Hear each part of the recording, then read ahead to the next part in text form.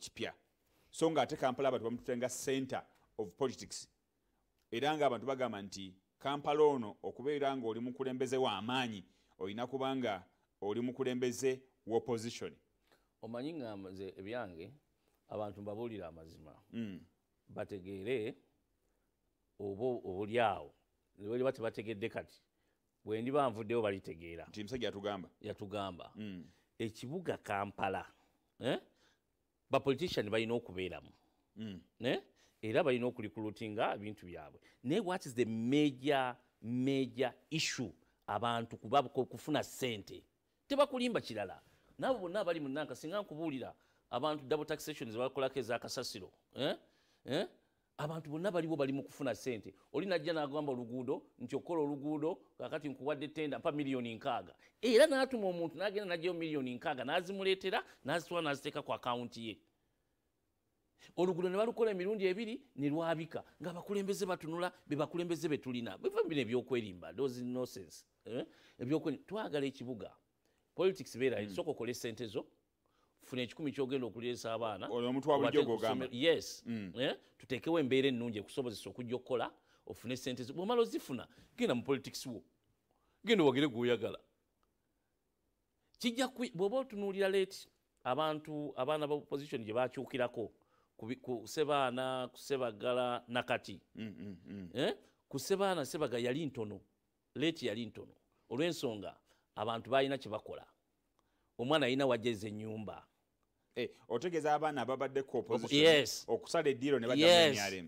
naye olwaleero osanga omwana ng'anoonya mitwalo 10 talina waazijja tutaddewo mbeera asobola kukola atya nze ku revolution y'abaana bannakampala okulaba nga bafuna ssente mu kibuga wano weeziri tozeeyo kubiri gundi byatugamba ali haji ebyokudeeka n'akaveera kituufu omuntu yenna yandizeeyo n'akaveera olaba kati kasasiro oyo kasasiro okuva bw'omugira njogedde ku shuwalayini eyo kati naye abaana waliwo abaana bayita bannajibu bagenda mu enigyo ya Belinda Gates ne bajjayo billions of money baana bwana naye nga basomesa nti okwata otya kasasiro kazambye otereeza otya abantu bayige sanitation naye nga baana bwana impact yali etya etutte emyaka 10 nga bakola naye nga Lord Mayor ng'ogamba nti olwaleero jukira bwe twatambuli walingawo ebigundi by'okasasiro ebicontainer galinga aganene omuntu ajja ne basuulawo kasasiro KCCA nekimwanguyiza ogikola ki okusitula netwala nesuula kati olwaleero KCCA mu 2025 bajja ne bateekawo consortium ya sort of PPPA private partnership ne baleeta bano bannabugabo ne baleeta bwa home clean ne bagala tubawadde emyaka 3 tulabe musobola okujja ebisasiro naddala mugana amaduuka nemukuŋŋaanya nemutwala kati bw'otunulira mu West Management Ordinance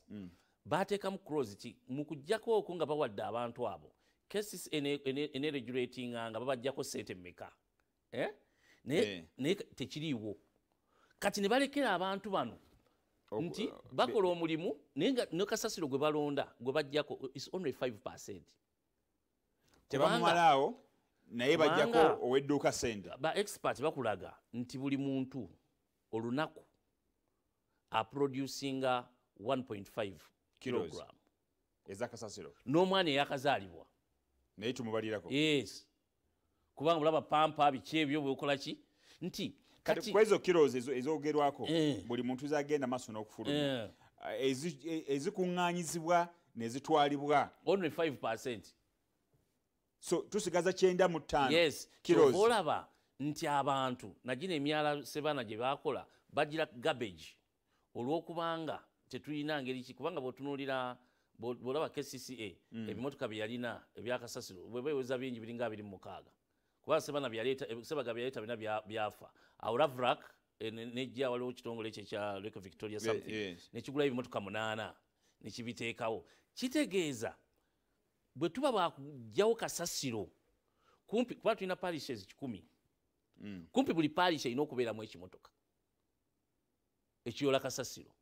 okujjawo embeera eryo ogambye nti buli muntu ali mu Kampala aproducing 1.5 naye bwe kibanga 95% tebagisolooza babanga bagamba nti kasasiro gwe bajjawo kweyekiro emu n'ekitundu bajjako kakota ate ne basigala nga bano abantu be bamugjeemu nabo bakola double taxation kubanga basasula kubanga waliwo etteeka baliyita local government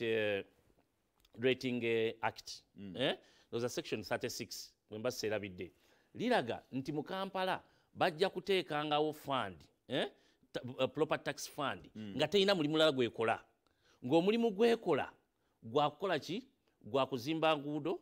kuziddaabiriza kuyoola kasasiro na buno obwalo obulagibwamu amazzi ne galeeta ensiri era ssente ezo tezikolenga mu kintu kirala kyonna okujjako ekyo naye olwaleero bw'otunira mu KCCA fund eyo teriiwo kati bo kye baakola katono nnyo fund teriiwo naye property tax zigenda zisoloozebwa kati awo olina kubuuza kubanga bw'obanga gwe oteekawo Lord Mayor alina obuyinza obuteekawo chairman wa valuation committee ekuŋŋaanya ezo ssente ezireka ssente ezo bwe zijja ziragawa ne bateekawo bagiyita principle bagiyita polluter pays principle nti gwe ageneratinze kasasiro olina okumukola ki okumusasula kyokka ne fund eri gyeri n'eri fund ekola ki gyeri ne parliament appropriatinga ssente ezigenda mu KCCA mu public health eba mu preventive side ne curative side gwekuli kati bya kasasiro bino ne kubaako ne solid waste management kati ezo byonna otunuulira omuntu nga asasula zino asasula license bw'otunulira teka lya license nti sente zino za license ziragawa era nazo mulimu kapaati akagera ku garbage n'olwensonga eyo munnakampala omusolo gwe bamuggyako ng'ate yandibadde aseevingibwa ate nga tekoze kye birina kukola nanze mu buyinza akadde katugenzeeko njagala ekigambo kye kisembayo ng'okigamba bannakampala Beno Sibule bannakampala njagala muyige njagala mutunuulire mwetegereze mukole profiling ku bakulembeze muve ku mukulembeze abajja ne babalimba nga bakola kirala ababoda temuyambiddwa n'abasinkanye mubimanyi bye baŋŋambye temuyambiddwa ab'obutale problems emulina abataxi mwetaaga omuntu agenda okutunula omuntu mu maaso bw'ati amugamba awo olimba kino kye twandikoze okwagala okusitula ekibuga Kampala si ya muntu byo byogamba owulidde ogamba nti ate Kampala biki Kampala y'abantu abasobola okukola ffe tukulidde mu Kampala tuzaliddwa mu Kampala tujja kukuza ekibuga Kampala buli omu akyeyagaliremu tweyanziza nnyo tweyanzege Honorable Ibrahim Kasozi ayagala obwa Lord Mayor Kampala bw'atyo bwamutunulira era byo bimu ku byo oba oliawo byateekateeka okukola singa n'abaaweereddwa omukisa nze Morris Mukibi omugave asigala ku telefayini yaffe ayi Katonda kuuma maaso moja